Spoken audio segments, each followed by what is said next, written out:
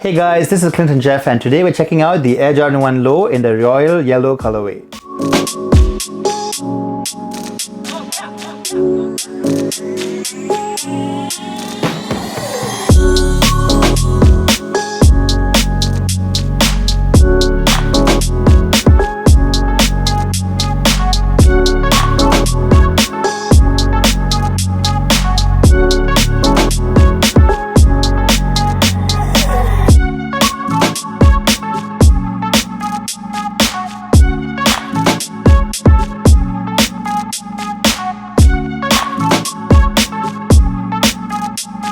The royal yellow Jordan 1 Low is a pretty interesting colorway that's one part royal blue but with hits of bright yellow, red and the usual black and white that gives the shoe a really different look. That's a lot more attention grabbing than your usual Air Jordan 1 Low colorway. I'm not entirely sure where this colorway dropped because it seems to have had a really sporadic release, but generally the Jordan 1 Lows aren't super hyped, so chances are that you'll be able to find these sitting around at stores. Like I found these at Atmos KL here in Malaysia about 2 weeks ago. And I totally copped them as soon as I saw them listed online. These retail at about $90 in the US, just like your usual pair of Jordan 1 Lows. Coming to the shoe itself and starting with the upper, it's made out of a combination of that royal blue, yellow, red, black and white color schemes with the usual perforated white leather on the toe box area. The textured leather here is similar to the leather used on the smoke grey Jordan 1 Low. So unlike the gym red and the pine green lows, this does not have that annoying patent leather shiny finish. Like, thankfully. It also generally seems to be better quality synthetic leather used here. That's a lot more softer than what we've seen on the other Jordan 1 Lows. I mean, don't get me wrong, it's still not as soft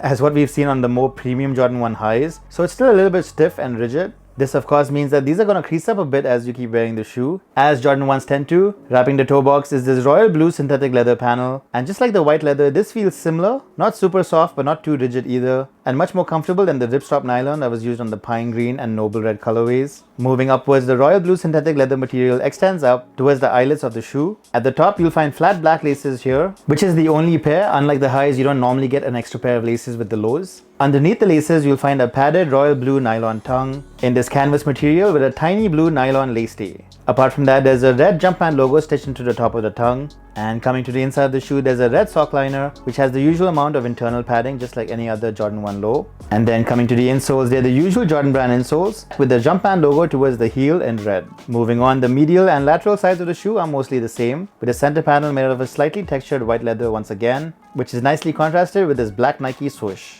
Coming to the back of the shoe, it's mostly all in that bright yellow synthetic leather that also wraps around the collar of the shoe and the back of the heel area, with the Air Jordan Wings logo embroidered in royal blue at the back of the heel. Just like most pairs of Jordan 1s, that entire upper sits on top of this bright white midsole. And of course, you probably already know this, but within the midsole is a tiny Nike Air unit underneath the heel that isn't externally visible but definitely helps with midsole comfort when you're wearing these around. Below that, you have the dark black outsole, which is in the usual Jordan 1 outsole pattern, with a circular traction pattern towards the forefoot and the Nike swoosh branding in the center. Alright, that's about it for design. Coming to comfort and fit, the Jordan 1 Low tends to fit true to size. If you have wide feet like I do, you might want to go up half a size if possible, because that synthetic leather that they use here isn't really the softest, like at all. So it might be a little bit too snug for wide feet, but if you have narrow feet, you can safely go true to size here. In terms of comfort, honestly, it feels just like every other pair of Jordan 1s, which means it's a rather stiff, flat kind of feeling underfoot, since there's really not too much going on from a cushioning point of view. Otherwise, to its credit, it is a very stable shoe and pretty durable. So if you want a really stylish pair of everyday sneakers and you're okay with how the Jordan 1s feel underfoot,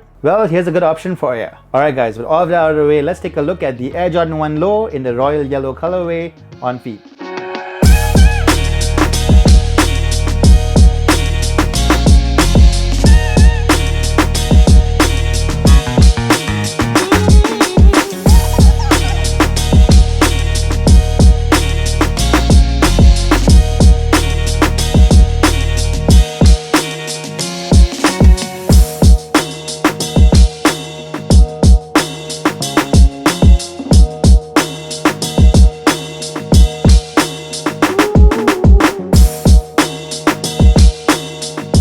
Alright, so that was the Air Jordan 1 Low in the royal yellow colorway. I think this is a pretty okay pair with complementary colors that look great. That yellow on the heel really pops as you walk around on these. It's not really a pair that I would wear every day though, just because it's a little hard to style, not to mention they're a little bit more louder than usual Jordan 1 Low colorways. I mean, but that being said, I'm happy to have these in my collection since I missed out on the royal blue lows. But hey, I have the royal toe highs, so I'm not too mad. Very subtle flex there. Alright guys, so that's what I think about the Air Jordan 1 Low in the royal yellow colorway. I'd love to know what you guys think about this shoe. Do you think this colorway rocks, and are you thinking about picking up a pair? Or are we all just sticking to the highs only? Let me know right in the comment section below. And of course, if you want to see more photos of the royal yellow Jordan 1 Low, don't forget to hit me up and maybe give me a follow on Instagram at ClintonJeff. And hey, if you found this video helpful and you want to support the channel, don't forget to hit the like button right below and maybe subscribe, because that would be appreciated. And yeah, that's about it. Thanks for watching guys, and I'll catch you in the next one.